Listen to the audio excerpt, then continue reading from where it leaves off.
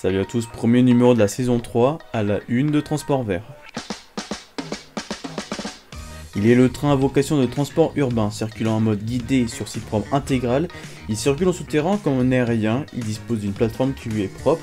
Il est entièrement guidé sur tout l'espacement des trains est régulé par un cantonnement contrôlé par un système d'exploitation centralisé. Aujourd'hui, on parle du métro sous deux systèmes différents. C'est Théo et bienvenue dans Transport Vert.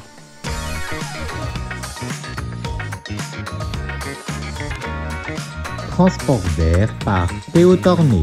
Ravi de vous retrouver dans Transport Vert pour cette saison 3, l'émission où on parle de transport et on confronte deux mobilités. Aujourd'hui, on va plutôt confronter deux technologies différentes sous le même mode de transport. En effet, depuis le premier numéro de la saison 1, on est passé du bus au train en passant par l'avion, le vélo et la trottinette. Pourtant, on n'est pas passé par ce moyen de transport. Et oui, pour les réguliers du transport parisien, vous l'avez bien reconnu, c'est le métro dont on va parler aujourd'hui, et plus particulièrement des métros sur pneus. En effet, pour les habitués du métro, on constate que le métro n'est pas le même partout, et qu'en France, nous ne possédons que des lignes de métro sur pneus. Sauf pour la moitié des lignes à Paris, ainsi qu'une seule ligne à Lyon. Aujourd'hui, on va essayer de comprendre comment le métro sur pneus est arrivé en France, et ses avantages et ses inconvénients face au métro sur le fer. Le thème de ce transport vert est la guerre des métros, le pneu contre le fer. Bon, tout d'abord parlons un peu d'histoire. C'est à Paris que va apparaître le métro sur pneus dans les années 1950, avant que ce système soit exporté en France et dans le monde entier. Il faut savoir que l'idée des trains sur pneus revient à l'inventeur du pneu lui-même, l'écossais Robert William Thomson. Il décrit sa roue aérienne dans son brevet déposé en 1846 que le pneu est plus adapté au sol qu'au rail ou à la piste sur laquelle elle roule. En 1920, André Michelin, qui va donner naissance à la société Michelin, spécialisée dans la construction de pneus, invente un pneu rail capable de rouler sur des rails conventionnels.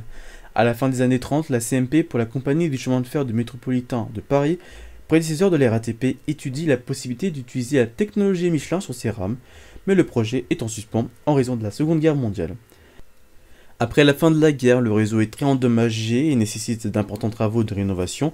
Et c'est dans ce contexte que le projet de métro sur pneus est à nouveau étudié comme moyen de répondre économiquement à la surcharge des lignes aux heures de pointe et de renouveler les très bruyantes rames Sprague de l'époque. Une voiture prototype, le MP51 pour matériel pneumatique de l'appel d'offres de 1951, est testée sur la courte voie navette de Pré-Saint-Gervais à Port-des-Lilas entre 1951 et 1956. L'expérience s'avère concluante, la RATP convertit la ligne 11 au roulement sur pneus. Les rames sur pneumatique MP55 de l'appel d'offres de 1955 commencent à y circuler le 1er octobre 1956 en parallèle de celles plus anciennes sur roues métalliques. Un an plus tard, la ligne n'est plus empruntée que par du matériel sur pneus, la ligne 11 ayant validé la technologie à plus grande échelle. Elle est suivie par la ligne 1 en 1964, la 4 en 1967 et la 6 en 1974. Les rames des métros sur pneus sont caractérisées par des roues équipées de pneumatiques assurant la fonction de traction et de freinage.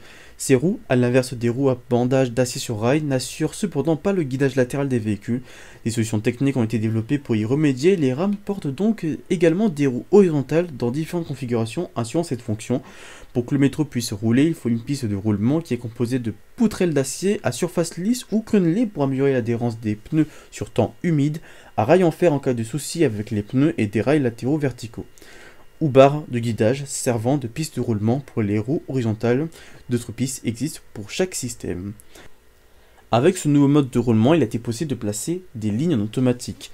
Lille sera la première ville à se doter d'un métro automatique avec un système VAL pour véhicules automatiques légers, un métro de petit gabarit suivi de Orlyval en 1991, du métro de la ligne D de Lyon en 1992, de Toulouse en 1993, de la ligne 14 du métro de Paris en 1998, de la ligne D du métro de Rennes en 2002 et du CDG VAL en 2007.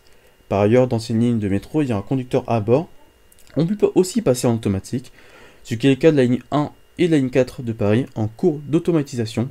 Une première dans le monde puisque ces deux lignes ont pu passer l'automatisation sans interruption du trafic. Par rapport au métro sur fer, le métro sur pneus possède des avantages comme une accélération et freinage beaucoup plus efficaces, autorisant une vitesse moyenne commerciale plus élevée que sur les lignes avec de courtes interstations, une meilleure tenue de route avec des courbes ainsi que le franchissement plus facile de pentes importants permettant de construire les stations en surface et les voies en tunnel profond plus économiques. Par contre, les pneus présentent des inconvénients comme la variation de l'adhérence des pneus dans certaines conditions climatiques, consommation énergétique plus élevée pour des distances interstations de plus d'1 kilomètre et des secousses régulières qu'en tunnel engendrées par l'élasticité des pneus. Avec la réussite à Paris, d'autres villes en France construisent des métros pneumatiques basés sur le système de Paris et même dans le monde entier. On aura en 1966 Montréal qui sera la première ville à inaugurer un métro entièrement sur pneus, suivi de Mexico en 69, Santiago en 75, puis Marseille en 67 et Lyon en 78. De plus, ce système a connu plusieurs variantes différentes, en effet inspiré par le système du métro parisien.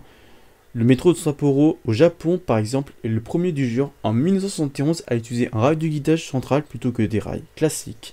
Alors que les métros lourds utilisent la technologie Michelin, commercialisée par Alstom, Bombardier et CAF, il existe des métros de petits gabarits, c'est le cas du système VAL qu'on peut retrouver à Lille, Paris, pour le Charles de Gaulle et Orly-Val, Rhodes, Toulouse, Turin en Italie et ailleurs en Asie de l'Ouest. On peut aussi retrouver d'autres métros de petits gabarits dont l'Innovia APM de Bombardier et Crystal Mover de Mitsubishi. Attention à ne pas confondre avec le métro léger qui lui n'est pas utilisé avec un matériau de type métro. En effet, il s'agit d'un non commercial utilisé pour les tramways qui utilisent une section souterraine telle un métro. Il reprend les mêmes caractéristiques qu'un métro, mais avec un matériel beaucoup plus léger en ayant tout l'avantage du métro et du tramway. Le terme de métro léger est très présent en Allemagne, même si ce terme n'est pas utilisé en France, sauf pour Rouen qui appelle le tramway métro. On peut retrouver ce genre de section à Paris, à Lille, à Rouen ou à Nice. Voilà, vous savez un peu plus sur le métro sur pneus et les différences qu'elle a avec le métro sur fer.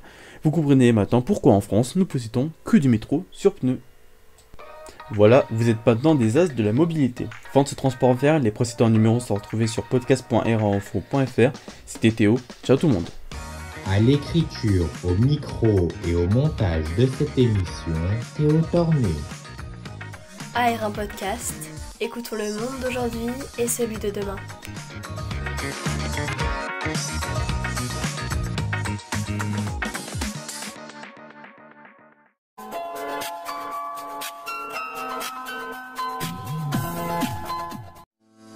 Dimanche prochain à 10h, retrouvez le journal de Stephen Combe pour analyser l'actualité des derniers jours avec nos reportages, nos rubriques et magazines.